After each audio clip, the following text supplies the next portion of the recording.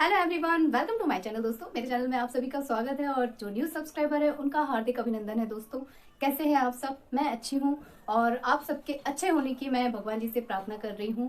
हमेशा मुझे ये लगता है कि सभी लोग जो है निरोगी रहें और मुझे बहुत अच्छा लगता है जब मैं छोटे छोटे बच्चों को देखती हूँ ना, कि कितनी भी ठंड हो, कुछ भी हो, वो अपनी लाइफ खुल के एंजॉय करते हैं। कभी मैं कहीं बाहर झांक के भी देखती हूँ ना, तो छोटे छोटे बच्चे कोई स्वेटर वेटर नहीं पहने हैं, धूल मिट्टी में खेल रहे हैं आराम से, बेफिक्री होके उनका जीवन जो चलता है ना, मुझे वो बहुत अच्छा लगता है। हालांकि मैं और उत्कर्ष वो जीवन नहीं जीते हैं, उसका रीज़न ये है कि इन्हें बहुत सारी प्रॉब्लम्स हैं अपने स्वास्थ्य को लेके। तो इन्हें कुछ समय तक मुझे जो है काफ़ी सिक्योर रखना है, काफ़ी इनकी देखभाल करनी है, तो वो मैं कर रही हूँ। और कई लोग टोक भी देते हैं कि अरे बच्चे को घर से बाहर जाने दो, तभी तो इम्यूनिटी बढ़ेगी, ये होगा। लेकिन उस इम्यूनिटी बढ़ाने के चक्कर में जो माइनस चीज़ें होती है ना, उससे मैं डर जाती हूँ, क्योंकि फिर बच्चा एक बार डॉक्टर के पास जाए और हॉस्पिटल पहुंचे तो वो एक एक्सपेरिमेंट की चीज़ हो जाती है।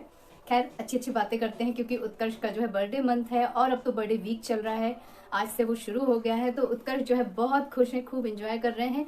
कोई खास इनकी डिमांड नहीं है, बस छोटी सी एक दो लिस्ट है कि मम्मा कुछ तो करोगी ना, मत बुलाना, मत ज्यादा ग्रैंड बनाना, लेकिन कुछ थोड़ा बहुत कुछ कर देना, बलून्स लगा देना, अच्छा केक मंगा देना, कुछ आसपास से फ्रेंड्स वगैरह को बुला देना, नानी वगैरह आ जाएंगी, रिलेटिव सब आ जाएंगे, मैं तैयार हो जाऊंगा, बढ़िया ड्रेस वगैरह आ चुकी है। तो अब बचा क्या? अब बचा क्या भाई साहब? ये जो थोड़ा थोड़ा थोड़ा छोटे में मम्मा बना देना, थोड़ा छोटा, फिर तो मैं बड़ा हो जाऊंगा तो देखूंगा। तो ये जो थोड़ा थोड़ा कर गई, यही तो मम्मा हर साल करती है। आपके पहले बर्थडे से मम्मा यही तो करती आ रही है, तो इसमें क्या अंतर हुआ? इनकी बर्थडे की प्लानिंग वगैरह सुन के वैसे मुझे बहुत हंसी तो आई। और एक कुछ चीज़ें ऐसी मेमोरी में हैं जो मैं कभी नहीं भूल पाती हूँ। कल ये कुछ लिखाई पढ़ाई कर रहे थे, तो मुझे ये ना ऐसे बता रहा था कि मम्मा मैं पेंसिल ऐसे पकड़ता हूँ तो मेरी राइटिंग बहुत सुंदर आती है। मैंने कई बच्चों को देखा है पेंसिल दूर पकड़ते हैं तो उनकी राइटिंग बड़ी खराब आती है, और मैं तो दूर पकड़ के लिख ही नहीं पाता। तो मुझे याद आया कि ये जब छोटा था, 1-1.5 साल का रहा होगा, इसकी आदत जो थी वो 2-2.5 साल लगातार रही है। मुझे याद आया कि इतनी बड़ी बड़ी पेंसिल वगैरह होती थी, अपने से ये वो उठा लेता था और मुट्ठी में बंद किए रहता था पेंसिल। इसको कोई खिलौना नहीं चाहिए होता था, इसको सिर्फ पेंसिल चाहिए होती थी। हम कहीं जाते थे तो मैं अपने पर्स में 4-5 छोटे छोटे पेंसिल रखती थी, क्योंकि बच्चा गाड़ी में सो जाता था, इसके हाथ से पेंसिल छूट के गिर जाती थी, और जब इसकी नींद टूटती थी इसे पेंसिल चाहिए होती थी। हमारी तकियों के नीचे जो है पेंसिल रखी होती थी, ये रात में उठ के भी इसे पेंसिल चाहिए होती थी। मतलब मैंने इस बच्चे का ये अजीब सा शौक देखा कि इसे बचपन से, जब ABCD भी नहीं आती, पेंसिल क्या चीज होती है वो भी ये नहीं जानता था, तब से ये जो है पेंसिल का शौकीन है। और आज की डेट में दोस्तों, मैं बहुत मजेदार बात शेयर कर रही हूँ कि अब जब चाटा पड़ता है तभी ये पेंसिल उठाता है। ये शौक जो है इनका 1.5-2 साल ही चला, उसके बाद जब ये शायद 4 साल के या 5 साल के हुए, पेंसिल से नाता छूट गया। स्कूल जाने लगे तो पेंसिल भूल गए। इनफैक्ट मुझे याद है कि जब ये फर्स्ट क्लास वगैरह में गया था तो इसने क्या किया था, अपने बाकी के बच्चों की पेंसिल भी उठा के अपने बैग में भर ली थी। और बहुत घमासान हो गया था इनकी क्लास में, क्योंकि ये रोने लगा था, ये किसी की पेंसिल वापस ना करे। मैडम बड़ी परेशान हो गई और मैडम ने कंप्लेंट की। तो हम लोगों ने 2 पैकेट नटराज का जो है भेजा कि भाई बच्चों को वापस किया जाए, उनको नया दिया जाए। ये मानने को तैयार नहीं था। वो मुझे लास्ट याद है इसका वाक्य पेंसिल को लेके। उसके बाद तो फिर सब फ्रेंड वगैरह बन गए, तो फिर तो आदान प्रदान चलता रहा, शॉर्पनर भी लेके दूसरों का कर देते थे सब।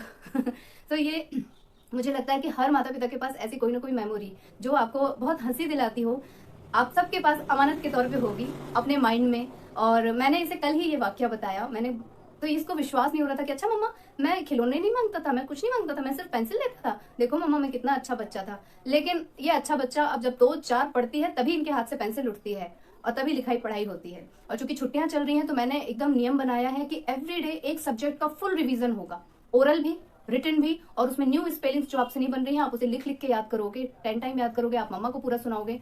तो वो चल रहा है। वेकेशन अपनी जगह है, पढ़ाई लिखाई अपनी जगह है। मैं ये नहीं चाहती कि वेकेशन में ये भूल जाएं कि मैडम ने क्या पढ़ाया है। और दोस्तों, क्रिसमस अभी अभी बीता है और बहुत पुराना है ये जिंगल बिलवा जो भोजपुरी वर्जन आजकल चल रहा था, मतलब आजकल नहीं तभी से चल रहा था, तो ये तो बहुत कॉमन सा हो गया और अब तो शायद इसको पढ़ के हंसी भी नहीं आती, क्योंकि बहुत ज्यादा सर्कुलेट हो चुका है, ऑलमोस्ट सब लोग जानते हैं।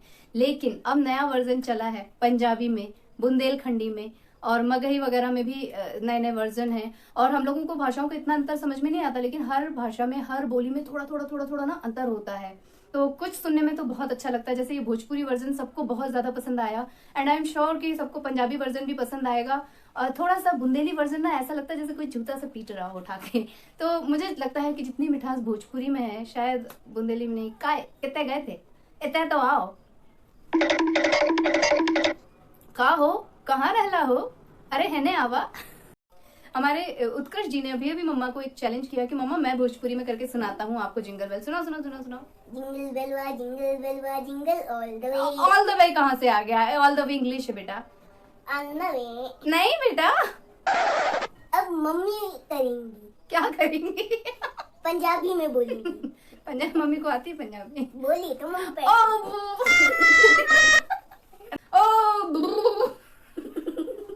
ओ जी लो जी ओ जी क्रिसमस आ गया तो तेनू लक लक बधाइयां सभी पंजाबी भाइयों और भोजपुरी वालों, माफ कर दियो भैया, ये लड़का पता नहीं किसी दिन पिटवाएगा और गालियां खवाएगा।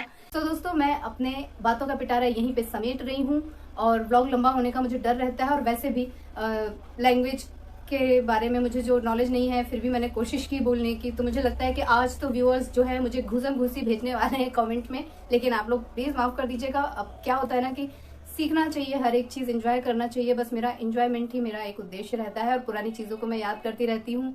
और हाँ, मैं जल्दी ही बुंदेली, भोजपुरी और पंजाबी तीनों में मैं आप सबको सुनाऊंगी, क्योंकि मेरी भी दिली तमन्ना है कि मैंने जो लाइन्स पढ़ी थी वो मुझे याद हो जाए।